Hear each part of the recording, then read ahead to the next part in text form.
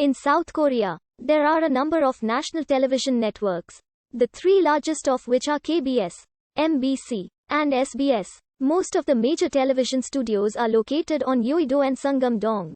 Seoul, South Korea became the third adopter in Asia when television broadcasting began on 12 May 1956 with the opening of HLKZ-TV, a commercially operated television station.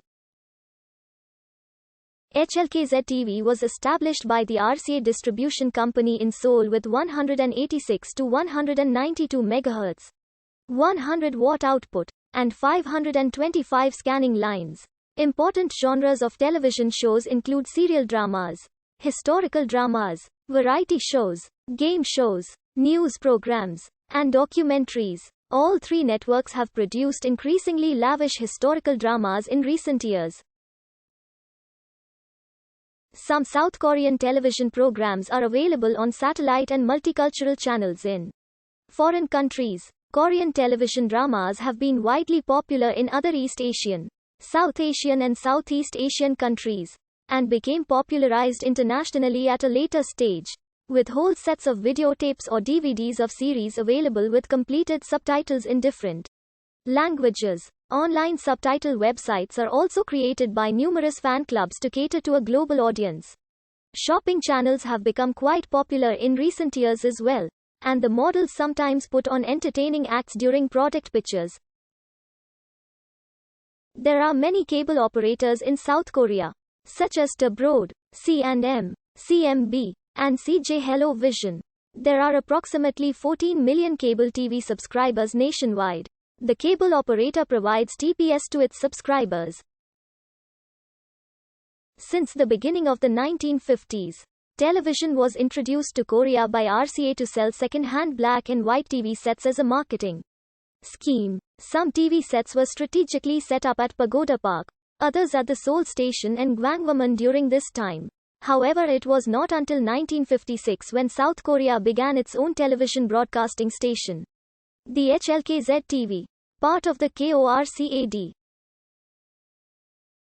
The first ever Korean television drama, Cheongwi Moon in 1956, planning director Choi Chang-bong spent 2.5 months continuously fixing the script, preparing sets and even the first instance of special effects, all for a drama that lasted no longer than 15 minutes. The early 1960s saw a phenomenal growth in television broadcasting. On the 1st of October 1961, the first full-scale television station, HLKA-TV, was established and began operation under the Ministry of Culture and Public Information. Following KBS was Tongyang Broadcasting Corporation's TBC-TV, which was launched in 1964 and ran until merged in 1980. It was the first private television network in South Korea. The second commercial television system, MBC-TV, made its debut in 1969. The advent of MBC-TV brought significant development to the television industry in Korea, and after 1969 the television industry was characterized by furious competition among the three networks. The 1970s were highlighted by government intervention into the media system in Korea. In 1972, President Park Chung-hee government imposed censorship upon media through the martial law decree. The government revised the broadcasting law under the pretext of improving the quality of television programming. After the revision of the law, the government expanded its control of media content by requiring all television and radio stations to review programming before and after transmission. Although the government argued that its action was taken as a result of growing public criticism of broadcasting media practices, many accused the government of wanting to establish a monopoly over television broadcasting. The 1980s were the golden years for South Korea's television industry. Growth was phenomenal in every dimension. The number of programming hours per week rose from 56 in 1979 to nearly 88.5 in 1989. The number of television stations increased from 12 in 1979 to 78 by 1989. And the number of television sets grew from 4 million in 1979 to nearly 6 million in the same period. Despite producing color televisions for export, Color television was not officially introduced in the country until late 1980. Color broadcasting, however, occasioned a renewal of strong competition among the networks. However, the South Korean TV industry was also suffered huge blows in this decade.